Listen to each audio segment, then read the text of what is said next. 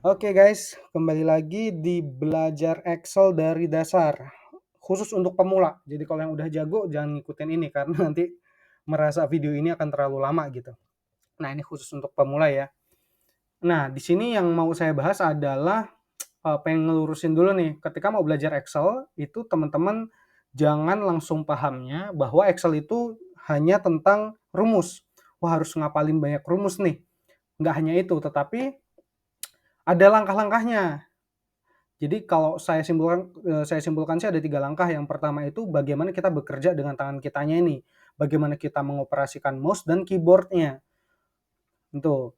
Jadi kayak, semakin jago orang pakai Excel, itu sebenarnya mereka semakin jarang memakai mouse, gitu. Sedangkan kebalikannya ketika teman-teman yang baru belajar yang saya temukan rata-rata lebih banyak pakai mouse-nya. Jadi masih kagok kagok, masih, apa ya, aneh gitu rasanya pakai keyboard dan mouse bersamaan. Nah, lalu yang kedua, itu tentang, ini nih, fitur-fitur yang ada di lembar kerja, yang ada di tampilan ini, gitu. Ya, nanti kan macam-macam nih, ada, home, insert, page layout, terus ada ini apa, ini maksudnya apa, di sebelah kanan ini apa, ya fitur-fitur itu. Lalu yang ketiga barulah kita bicara rumus, fungsi, logikanya, gitu. Nah, di video kali ini, saya mau membahas tentang mengenali fitur dasar yang ada di lembar kerja Excel. Jadi kita nggak usah bahas yang bagaimana cara kerjanya ya, karena itu butuh video yang lebih detail dan menunjukkan bagaimana tangan kita ada di keyboard ya. Nah, jadi kita fokus ke fitur dasar yang ada di Excel ini nih. Nah, ketika kita buka Excel, teman-teman buka Excel, nanti kan tampilannya seperti ini. Nah, di kasus ini saya udah siapin tabel. Nah, ini sebenarnya ya hasil download ya, download dari mesin kasir POS. Kan dia kalau mesin kasirnya udah digital itu bisa di-download tuh laporan penjualannya secara detail, otomatis. Tapi ini udah saya sesuaikan data-datanya, template-nya, karena ada rahasia, ya ada hal-hal yang sifatnya rahasia lah punya perusahaan gitu ya. Nah, oke. Kita hari ini akan belajar di ini ya tab yang home aja dulu. Home dan tampilan dasar ketika baru buka Excel, itu aja. Dan kita akan gunakan fitur-fitur itu sesuai dengan kebutuhan untuk, eee, file ini nih, laporan ini mau kita apain gitu ya. Oke, jadi yang pertama kita lihat dari atas ini. Nah, ketika ada judul kayak gini, ya ini dasar banget ya. Kita pengennya gimana sih judulnya? Ini kan masih tipis nih, lebih enak kalau kita tebelin. Nah, ketika kita mau mengubah sesuatu terkait tulisan, jadi tulisannya itu bentuknya, ukurannya, warnanya, itu ada di, pilihan fitur-fitur yang ada di sini nih. Jadi tab-nya home. Jadi jangan diubah dulu nih, kalau kita masuk ke Excel kan pasti langsung di sini nih. Nah, kita baru di awal nih. Ini adalah fitur-fitur yang terkait, mengubah isi tulisan di dalam Excel. Ini rata-rata ada sih di Microsoft Word ada, di Microsoft PowerPoint ada, tetapi mungkin ada yang beda kayak misalnya ini nih border nih, ini nggak ada. Ini nggak ada di tempat lain. Atau ini akan beda kalau di sini fill color yang di tempat lain mungkin highlight jatuhnya. Nah, intinya kalau di Excel seperti ini. Kita membuat ini tebal, kita pakai bold. Nah, ini nih, bold ya. Kita klik, nah dia jadi lebih tebal. Jadi seperti itu ya.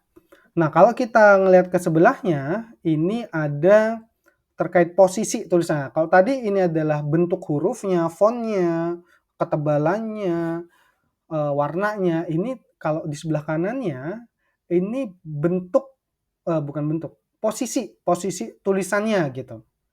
Karena ini kita Excel, kita kan bicaranya tulisannya itu udah ada di dalam sel ya. Kalau Word kan beda tuh.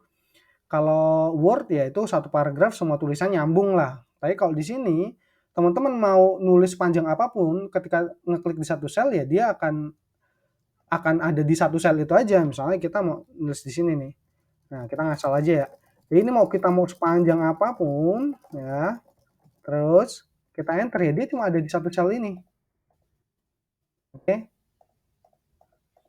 Nah, coba kita tulis yang lebih bagus ya. Bagaimana cara menggunakan Excel untuk pemula yang bahkan belum pernah bekerja dengan Excel dan tidak punya laptop atau PC. Nah, ketika kita enter, ini tulisan ini hanya ada di satu sel. Sel berapa? Sel C5. Gitu. Nah, jadi tulisan ini, kalimat yang saya tulis tadi, ini cuma ada di sel C5.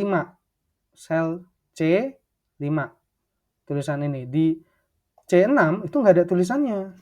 Atau di D5, di sebelahnya itu nggak ada. Ini kan, kenapa ini kayak seolah sampai kolom F, ini karena nabrak dia. Karena nabrak tulisannya. Kalau kita isi di sini, cara ngeceknya ya, kalau ini bukan bagian dari selnya, kita cek aja, cek. Langsung hilang dia.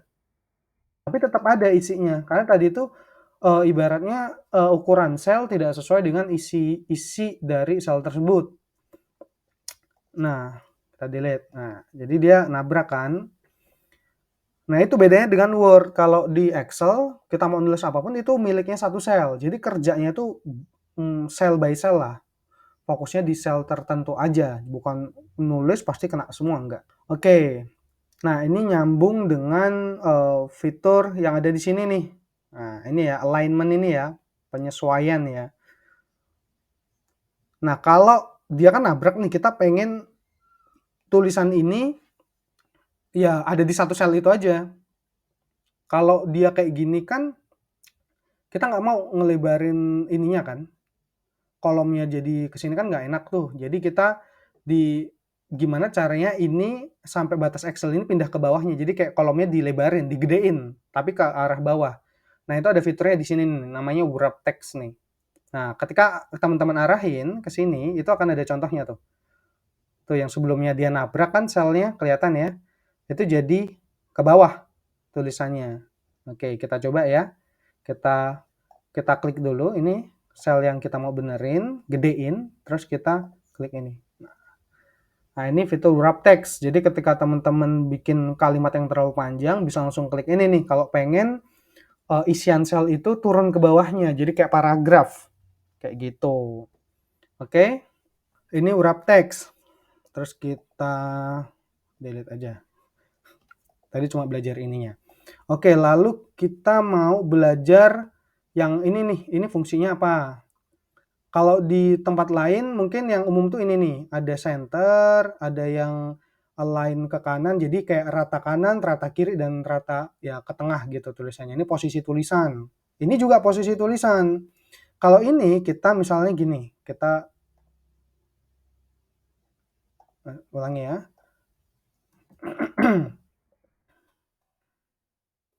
Oke, kalau kita, nah pakai yang ini aja judul ininya ya. Ini kan posisinya di kiri bawah nih. Kita pengen dia ada di tengah. Nah, kita mau ke tengahin itu pakai center nih. Nah, kalau di status di sosmed kan udah ada nih fitur kayak gini ya.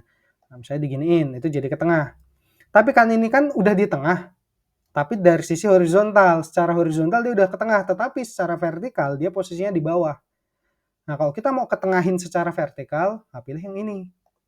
Tuh. Nah, ini jadi ini posisi secara vertikal, ini posisi secara horizontal. Posisi tulisan yang ada di dalam sel atau posisi isian sel gitu. Oke. Nah, kalau ini fitur 2 ini nggak terlalu perlu untuk sekarang.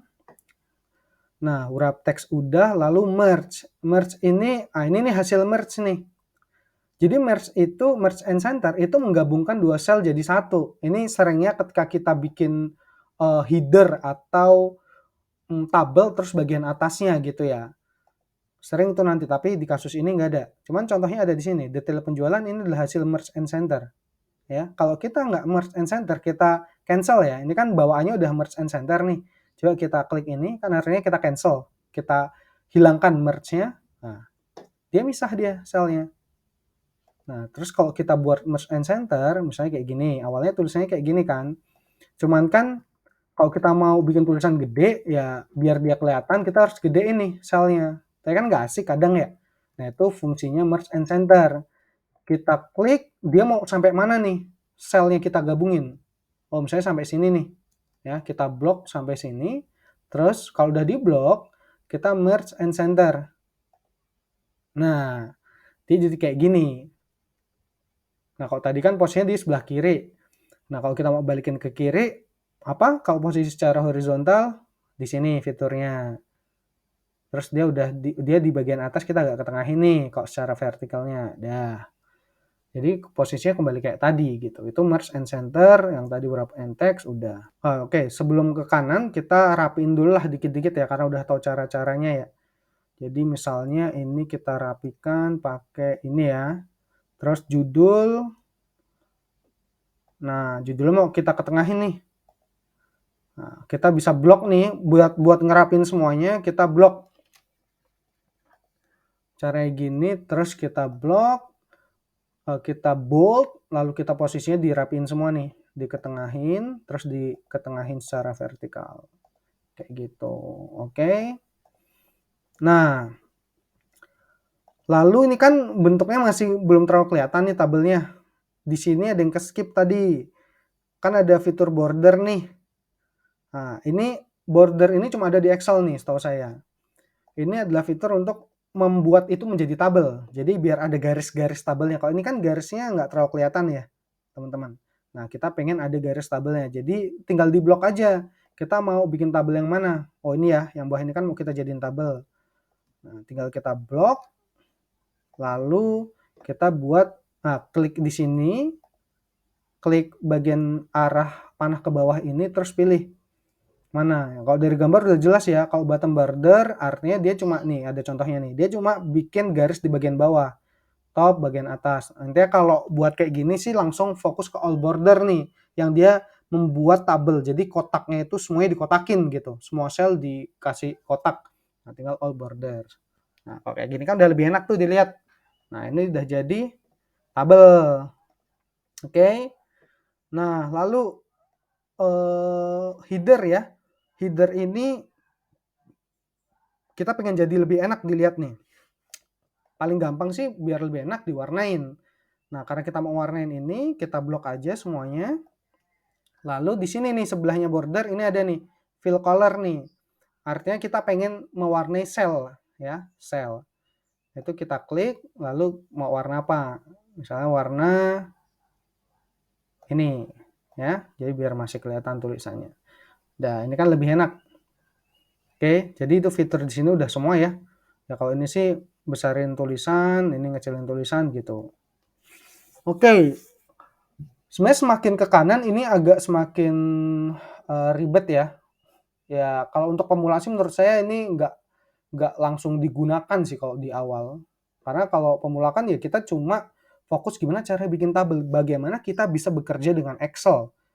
Ketika itu ya belum perlu rumus ya, cuma misalnya kalau disuruh bikin dong daftar belanja gitu, pakainya Excel. Kan belum perlu tuh yang rumus-rumus yang ribet karena cuma bikin rencana belanjanya bukan laporan keuangan gitu ya. Nah, jadi udah yang ini semua udah, lalu kita masuk ke bagian kedua nih. Kalau yang pertama kan kita bahas tab yang ada di sini nih, ya. Yang kedua kita bahas lembar kerjanya. Nah, ini lembar kerja. Dari tadi kita udah coba-coba ya, tapi saya nggak ngejelasin nih. Ini apa maksudnya, ini tadi saya ngeklik di sini apa gitu. Oke. Nah, ketika saya ngeklik ini namanya sel. Tadi udah sempat saya bahas dikit. Nah, A, B, C, D, E yang bagian atas, ya, ini namanya kolomnya. Kolom A, kolom B, kolom C, kolom D. Lalu yang angka sebelah kiri yang ke bawah, ini adalah barisnya. Kenapa ada kolom dan baris? Itu biar, karena ingat tadi ya, kerja di Excel itu kerja per sel. Jadi kita sel by sel ngerjainnya gitu. Nah, jadi setiap selnya ada namanya. Sehingga kalau saya klik di sini, ini artinya nama selnya adalah C6. Kalau ini C10. Nah, itu fungsinya tuh. Jadi ini mengidentifikasi sel mana. Itu fungsi pertama. Jadi sebagai identitas sel itu apa namanya gitu ya. Dan itu akan ngefek nanti itu kalau belajar fungsi dan rumus ya. Tapi ini basicnya dulu. Lalu ketika kita arahin ke kolom, Ini sama juga kalau mau diarahin ke baris sama nih bentuk-bentuknya. Kalau kita arahin ke kolom, dia akan ada tanda panah yang awalnya tanda plus gini, dia akan berubah jadi tanda panah ke bawah. Oke. Kalau dia berubah jadi tanda panah, itu artinya kita akan ngeblok atau kita akan men-select atau apa ya, kalau men-select itu ya memilih data dari mengklik lah, ibaratnya mengklik data dari satu kolom tersebut. Misalnya saya klik ya. Nah, ini saya klik semuanya nih. Jadi misalnya teman-teman mau ngeblok ini nih. Kalau teman-teman mau sorry. Nah, misalnya saya mau ngeblok ini sampai bawah. Kan capek nih kalau saya harus sampai bawah. Ya, sebenarnya banyak cara cepat, tapi salah satu yang paling cepat adalah dengan klik ini. Arahin ke kolomnya. Kalau kita mau ngeklik satu kolom itu yang ke bawah gini ya. Nah, satu kolom ini ya saya arahin ke kolomnya terus sampai dia berubah nih. Berubah. Pointernya berubah jadi tanda panah. Nah, kalau diklik itu satu kolom. Oke. Nah, kalau dia berubah tanda panah, dia untuk ngeblok kolom tersebut ya. Tapi kalau diarahin, digeser, diarahin ke apa ya? Batas antara dua kolom. Ini kan kolom A, ini kolom B. Nah, ini kan ada batasnya nih, garis batas. Nah, kalau diarahin ke sini, dia kan berubah tuh. Jadi tanda panah ke kanan dan ke kiri tuh.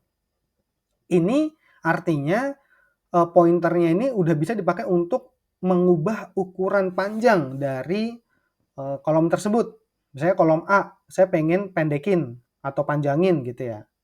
Misalnya kayak kejadian saya menulis Budi membeli kaos kaki di sekolah. Nah, di sekolah nih. Nah, kalau dia kayak gini kan nabrak nih, saya pengen gedein. Jadi arahin ke sini terus sampai dia berubah jadi tanda panah ke kanan dan ke kiri. Lalu diklik tahan, nah baru dibesarin nih. Nah, itu fungsinya. Oke? Sama juga baris ketika kita arahin ke angka ini nih, ini kan nama barisnya nih. Kalau saya sampai dia berubah arrow itu atau pointer yang tanda plus ini berubah jadi tanda panah, ini artinya dia akan ngeblok satu baris. Nah, kalau saya klik tuh jadi satu baris di blok. Oke, kalau saya klik jadi satu baris. Jadi satu baris gitu. Misalnya kayak tadi nih kan kita ada ngubah header dari tabel ini ya. Judul tabelnya ini kita ubah-ubah semua kan. Nah, daripada satu-satu ya saya blok semuanya. Caranya kan tadi dengan saya klik ini. Nah, ini udah keblok semuanya. Jadi kan saya giniin.